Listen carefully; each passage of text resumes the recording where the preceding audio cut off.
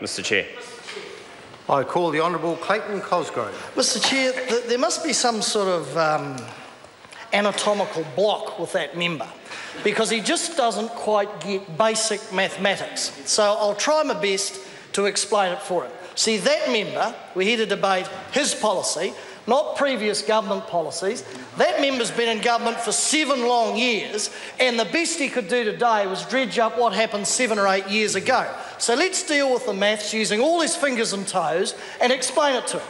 See, he, sir, would have you believe, and the New Zealand people believe, that this is a wonderful gift, that people should be so grateful to this government for this huge big hit that they are providing New Zealanders to get them into their first homes. So if you listen to him and his ilk, you'd think they were giving away millions of dollars to people. You'd think that they were sort of saying to people, look, we're going to give you the biggest gift you had since Christmas in monetary terms to get into your first home.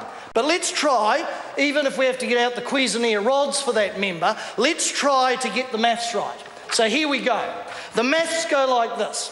So the benevolent national government will allow you, the New Zealand people, to withdraw $521 of your superannuation through your superannuation Kiwisaver account, your money, not theirs, yours, once a year to contribute to a first home start. So you got that? $521 per year.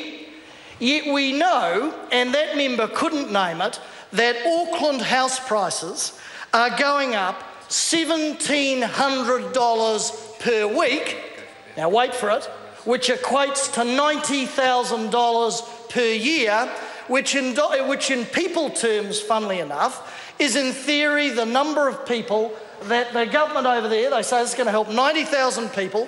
There's also another 90,000, $90,000 a year increase, and the generous national government is going to allow you, the New Zealand public, to use $521 of your future superannuation to try and get you over the top and into a first home. Now, I don't know if that's clear enough for Mr Bennett. I don't know if we have to get out, the Kiwisaver rods and the abacus and a few other things to make it clear for him.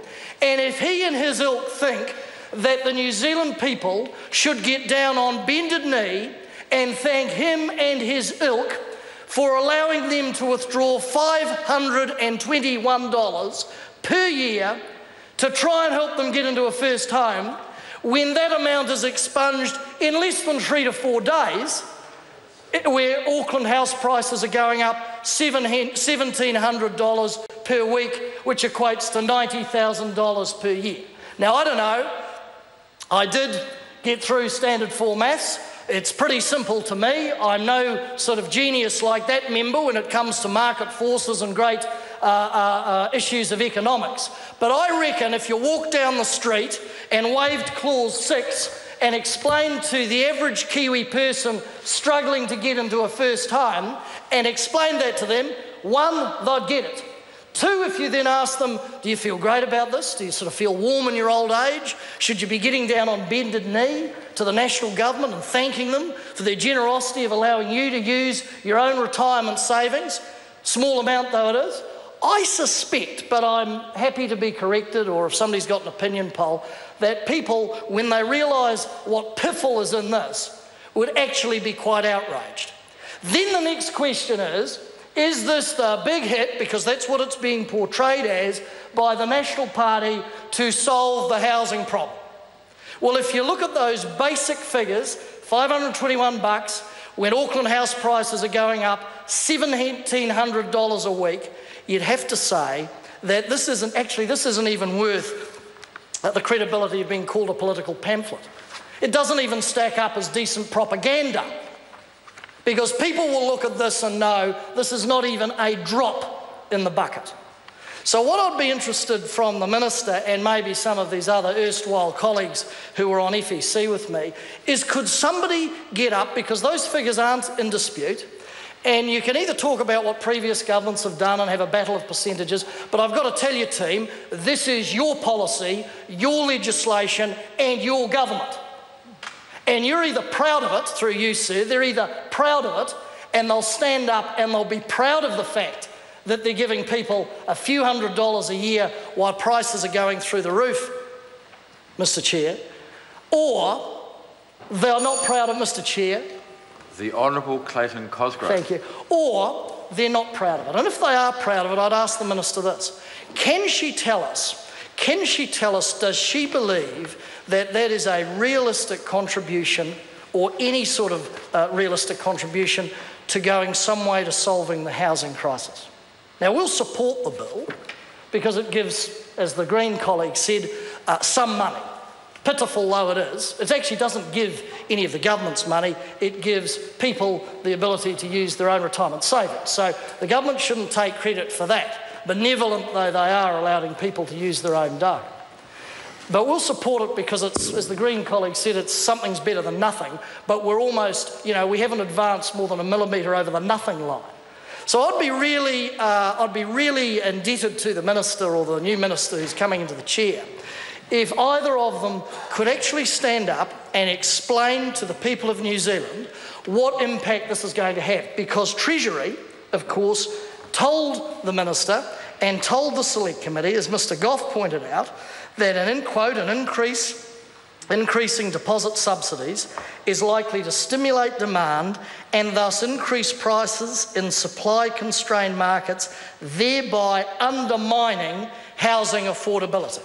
I'll say it again for Mr Bennett's benefit, thereby undermining housing affordability. Now, that's not me saying it, that's not the Labor Party or any opposition parties in this House. This is the Treasury and MB and the government's own advisors. Now, you'd think if you were a minister and you said, look, I want a policy that will help first home buyers in their first home, and your officials came back and said, quote, it will undermine housing affordability, unquote, you think a minister with half a brain would say, hang on, that's exactly the opposite of what I want to achieve with this policy. You'd think so, wouldn't you? And who was the minister? And who was the minister? It was Nick Smith, wasn't it? In or out of cabinet. You'd think you'd do that. But, you know, I'm an old-fashioned guy. But not this government. They ploughed ahead. And when the officials, it bears reference to say, came to the Select Committee, and we asked them, look guys, is this actually going to be a big bang? What effect is this going to have in a positive way for home ownership, etc., etc.? They said, quote unquote, we are tentatively positive about this bill. And I would propose, sir, in the title clause that maybe we change the name of this bill to the David Bennett tentatively, or Nick Smith, tentatively positive bill. Because when officials come up to you and say, we're tentatively positive, they're not even enthusiastic, they're not even convinced in their own mind, and they are the experts, not us politicians, that this will have any major impact at all. The best they can do is just sort of draw the analysis out of them like razor wire, is to say we are tentatively positive. Is there anybody on that side? Well, maybe the Minister could say, does she share the official's view that she is tentatively positive about the impact or lack of it that will have on this? This is a very mean-spirited bill. Mr Bennett should realise this bill is not about the market. This bill is about the National Party and government trying to portray themselves as doing something, anything, after 7 years about a housing crisis that they don't admit is a housing crisis. And when you unbundle the basic figures, and I hope Mr Bennett might have taken a few notes down, he might be on the calculator as we speak trying to work it out. When you unbundle the basic figures, this does nothing, actually, nothing for those people who are trying to get into their first home. It gives them $521 a week of their own money, their own retirement savings, which is wiped out in about 48 hours when you look at Auckland house prices going up by $1,700 per week, or $90,000 per year. Now, I've got to say, if the National Party want to carry on with the masquerade, that's fine, but you've got to understand, people out there in Struggle Street are not stupid, Mr Bennett. They're not stupid. They can see through the wool and the smoke, and they can actually add up, because they write their own budget, sir. They write their own budget every week with their housekeeping as they go out and try and keep their families and buy food and clothes and shelter and various things that they need. They know how to budget, possibly I would say, even though he is a market and economic expert, sir, better than Mr Bennett does, because they have to do it in order to survive. But I'll bow to his superior intelligence, and I'll make a deal with him. If he can rebut those figures, I'm quite happy to yield to him now in the short time that I have left, or I'm sure somebody else will, because they're real. This is a mean-spirited bill, sir. Mean-spirited, mutton, as I said last night, dressed up as mutton. And no speaker over there, and it's interesting, the Minister won't take any questions, no speaker over there has been able to knock those figures over. Mr. Chair. Stuart Nash.